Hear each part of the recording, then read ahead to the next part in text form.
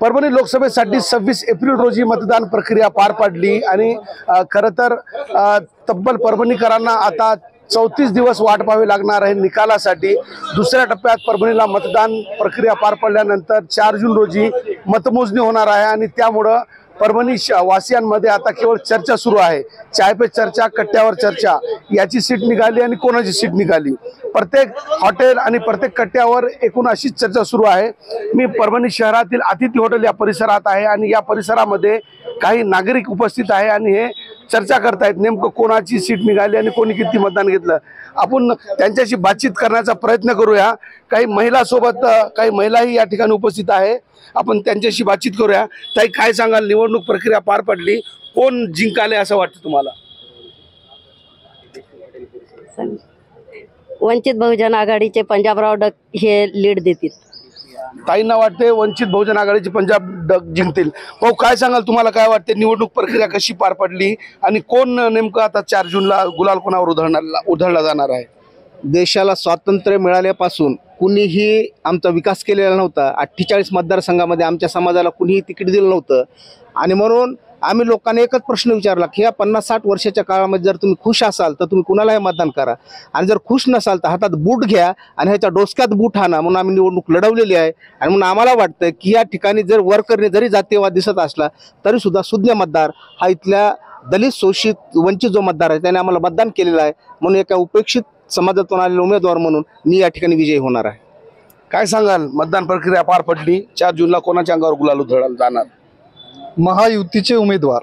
आपल्या परभणीची परंपरा आहे, आता मी पहिल्यांदा सांगितलेलं आहे की 1989 पासून इथं युतीचा उमेदवार विजय होत आहे। आता पण युतीचाच उमेदवार विजय होणार।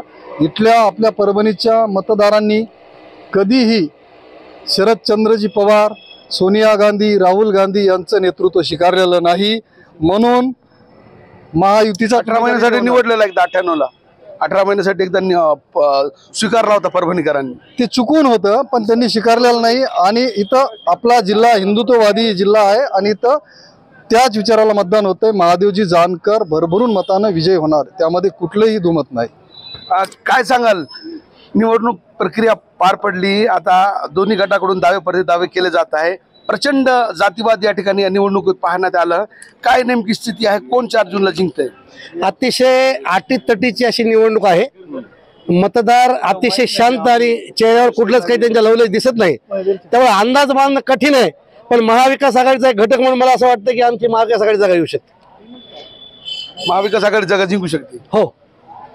काय सांगाल, निवडणूक फार गोंधळ झालाय, निवडणुकीमध्ये मोठमोठे नेते आले, कोण जिंकते? राज्यात 30+ जागा येतील महाविकास आघाडीच्या आणि त्याच्यात ही जागा 1.5 लाखाच्या पुढे येईल बंडू जाधव खासदार।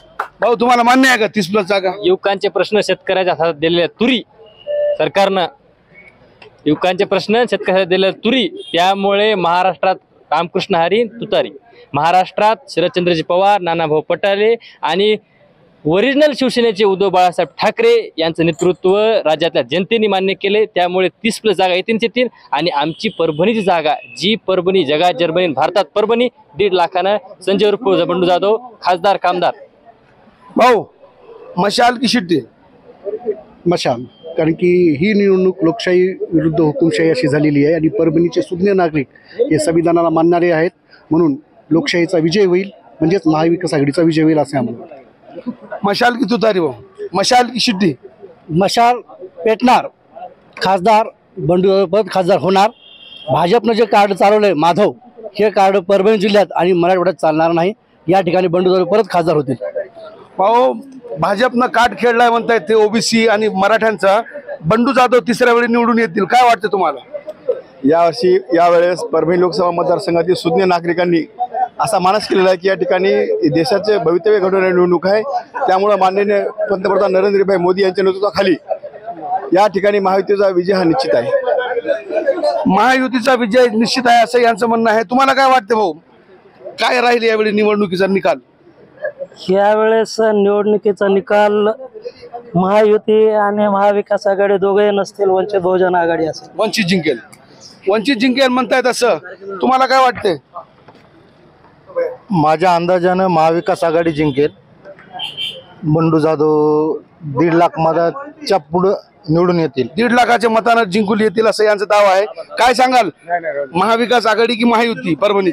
परभणी सिटी वाजणार, कारण की 20 वर्षापासून लय बेजारले होते. इथून लोकलचे लोक काय, शेतकरी काय, शहरा भागातले काय लय बेजारले. आणि आमचे जे उमेदवार होते त्या उमेदवाराचे पार्टीचे आमदार रत्नाकरजी गुट्टे साहेब आमचे नेते, त्यांनी जसं विकास केला त्याला बघून आणि पुढच्या विकासासाठी मुस्लिम समाजानं 25 ते 30% मतदान सिटीला केलेलं आहे.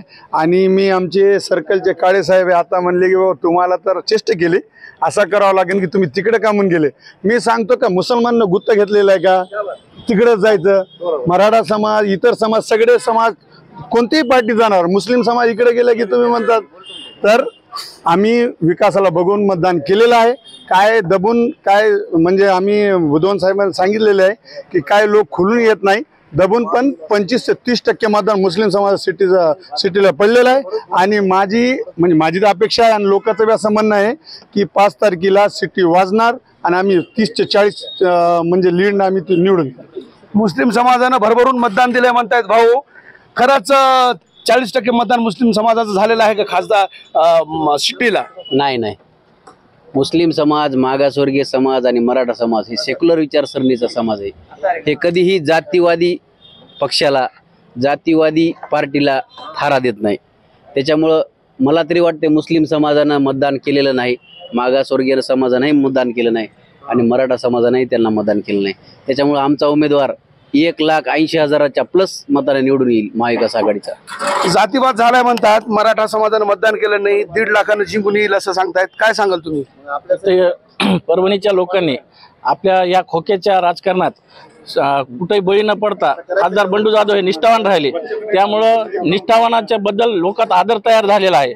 आणि दुसरं, हा बाहेरचा उमेदवार परभणीनं स्वीकारलेला नाही असं जाणवतंय. त्यामुळं 100% इथं बंडू जाधव मशालच्या चिन्हावरचे शिवसेनेचे निवडून येतील. बाहेरचे उमेदवार आहेत का महादेव जानकर, देशमुख साहेब? नाही, महाराष्ट्राच्या बाहेरचे थोडीच आहेत. कुठले? साताऱ्याचे उपरा नाहीत ते? नाही, इथं उपरा आधी झालेले आहेत ना 2 वेळेस निवडून. कोण आहे उपरा? बंडू जाधव. आता कोण जिंकायला मग? जानकर साहेब. शिट्टी वाजली. शिट्टी वाजेल का भाऊ परभणी? शिट्टी नाही वाजणार, फक्त रोड रोलर चालणार सगळ्यांवर. वंचित बहुजन आघाडी. काय वाटतंय कोण जिंकायले? शिट्टी. किती मतानं? 1 लाख. 1 लाख. काय सांगाल, कोण जिंकते परभणी? परभणीमध्ये मी तुमच्या माध्यमातून सर्व परभणीकर जनतेला आणि लोकसभेतील सगळ्या जनतेला सांगू इच्छितो की वंचित बहुजन आघाडीचे उमेदवार भूमिपुत्र, शेतकरी मित्र पंजाब डकसाहेब इथं प्रचंड मताधिक्याने निवडून येत आहेत. आणि तुम्ही पाहताल 4 जूनला फाईट ही सिटीमध्ये आणि रोड रोलरमध्येच होईल. मशाल कोणत्याही तऱ्हेनं मुस्लिम मताचा जे लोंढा म्हणतोय आपण, ते एक भ्रम आहे आणि तो भ्रम 4 जूनला फुटलेला असेल. वंचित बहुजन आघाडी इथं निवडून आलेली असेल. भाऊचं म्हणणं आहे वंचित बहुजन आघाडी आणि शिट्टी या दोघांमध्येच महायुतीची लढत आहे. काय सांगाल, कोणामध्ये प्रमुख लढत होती आणि कोण जिंकते? प्रमुख लढत ही मशाल आणि शिट्टी या म्हणजे महाविकास आघाडी आणि महायुती याच्यामध्ये होईल. पण आपण 2019ची जर निवडणूक बघितली तर राजेश विटेकर साहेबांच्या सोबत असाच सगळ्यांचा पोल होता. म्हणजे मुस्लिम मत आणि मराठा मत तिथे याच संख्येने होते. यावेळेला महादेव जानकर साहेबांच्या बाजूने भारतीय जनता पार्टीचं जे पारंपरिक मतदान आहे, जे की खुलून आलेलं आहे, ते सुद्धा आहे. त्यामुळे निकाल अनपेक्षित लागण्याची शक्यता आहे. अनपेक्षित निकाल लागणार असं म्हटले. काय सांगाल? भाऊ जे आता बोलले की एका समाजावर निवडणूक होत नाही, त्यांचं खरं आहे. एका समाजावर कुठलीही निवडणूक होत नाही. आमच्या महाविकास आघाडीसोबत मुस्लिम, मागासवर्गीय, दलित आणि ओबीसी समाज, सर्व जाती धर्मांनी मतदान केले. त्याच्यामुळे आमचा उमेदवार हे प्रचंड मताधिक्याने विजय होणार, याच्यात कुठलंही दुमत नाही. महाविकास आघाडीचे उमेदवार जिंकताय म्हणतायत भाऊ. त्यांचे काय माहिती आहे, आपला जे गैरसमज झालेला आहे की त्यांचं सोडा, तुमचं सांगा. मुस्लिम समाज हा महायुती महाआघाडी सोबत आहे, महाविकास आघाडी सोबत, हे त्यांचा गैरसमज आहे. कोण जिंकते, कोण जिंकणार? मुस्लिम समाजाला माहित आहे की 48 पैकी महाविकास आघाडीने त्यांना महाराष्ट्रामध्ये एकही जागा दिली. तुम्ही किती दिले ते सोडा, त्यांना आमच्याकडून आशेच नव्हती. पण त्यांनी पण महाविकास आघाडीने एकही जागा दिली नाही. आणि परभणीमध्ये महायुतीच विजय होणार, युतीचाच उमेदवारी जे होणार. आतापर्यंत युतीचाच झालेला आहे, आता युतीचाच होणार. तर चहावर चर्चा सुरू आहे. आणखीन 35 दिवस शिल्लक आहे. 35व्या दिवशी निकाल लागणार आहे. त्यामुळं एकूणच चर्चा या ठिकाणी सुरूच राहणार आहे. आणि उरलेल्या दिवसामध्ये आणखीन चर्चा कुठपर्यंत रंगते हेच पाहणं औत्सुक्याचं असणार आहे. तुर्तास तरी परभणीकरांच्या संमिश्र अशा प्रतिक्रिया विजयासाठी लागून राहिलेल्या आहे. कॅमेरा पर्सन सय्यद खिजरसह नझीर खान, TV9 मराठी परभणी.